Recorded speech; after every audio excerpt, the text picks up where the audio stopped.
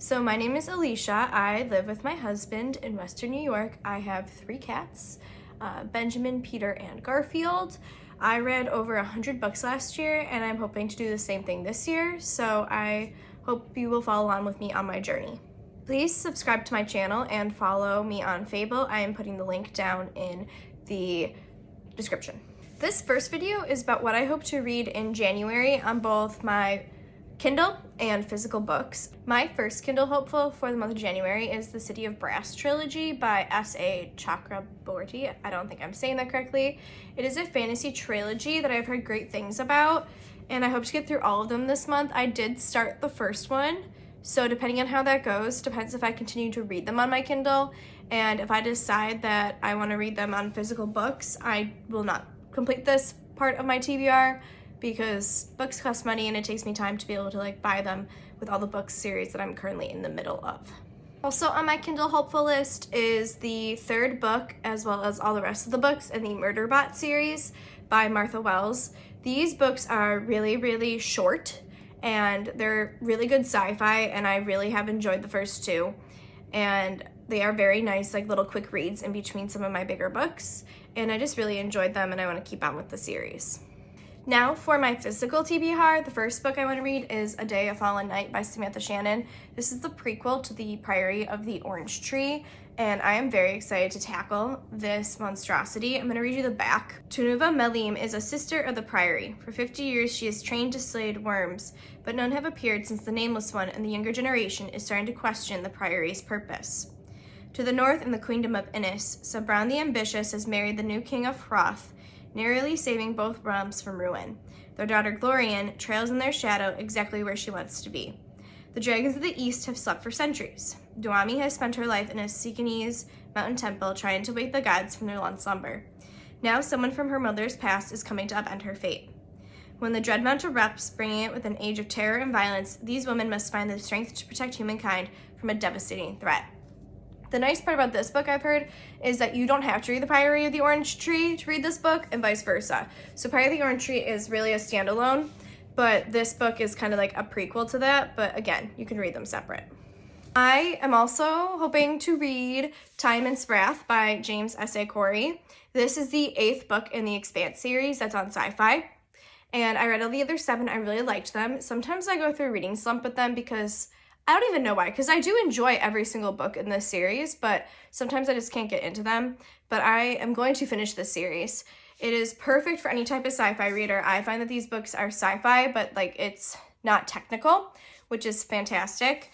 The TV show actually does a really nice job. So basically between book 6 and 7, there's a time jump. So now we're in a separate trilogy within the series, if that makes any sense at all.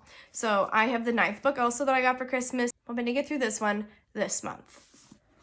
I also want to read the 2nd book of the Bone Season by Samantha Shannon, called The Mime Order. I had bought the 3rd one at the used bookstore, not realizing that it was part of a trilogy. So I read the first one on my Kindle, really liked it, and decided that I wanted to continue this book series with a physical book. So I got this one and the first one for Christmas. So I'm really hoping to read this month. I'm really excited. I have been itching to read them. I have almost bought this book so many times, but I'm like, wait, Christmas is coming. So very excited.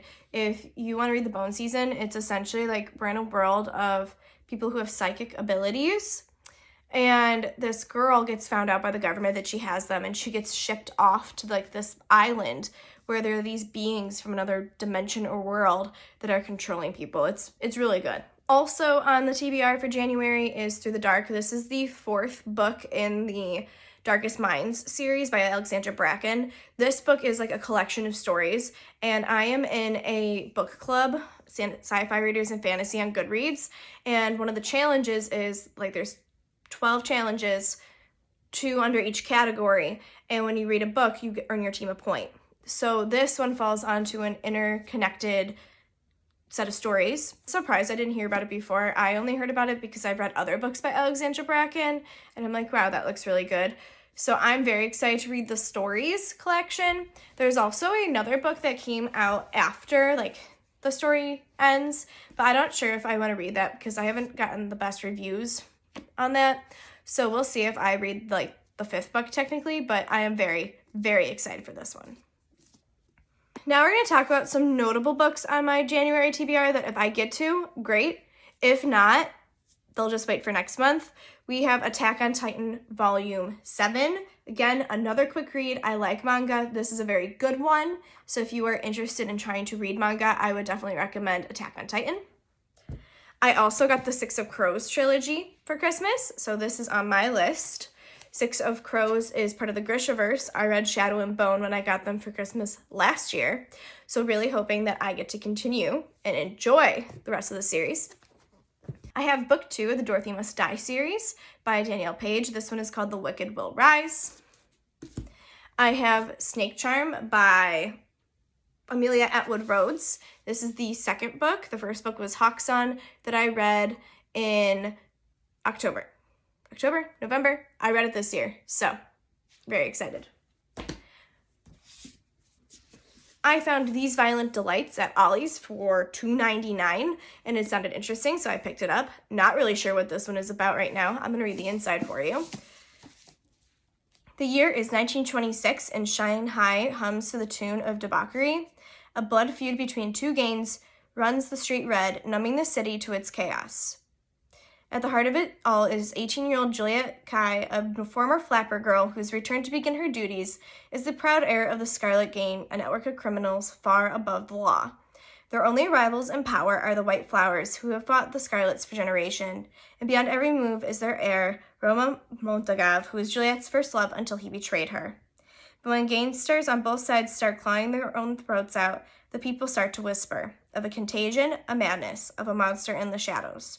As the deaths stack up, Juliet and Roma must set their guns aside and work together no matter their personal grudges. For if they cannot contain this mayhem, then there will be no city left for them to rule. I'm really excited. It sounds very interesting. And it's a nice standalone, which I like in between all my series. And finally, on my hopefuls, Kristen Hanna, Great Alone. This one takes place in Alaska, and my husband and I are going on an Alaskan cruise this summer, and I was told I need to read this before I go. So really hoping to read it. So I have a lot to read this month.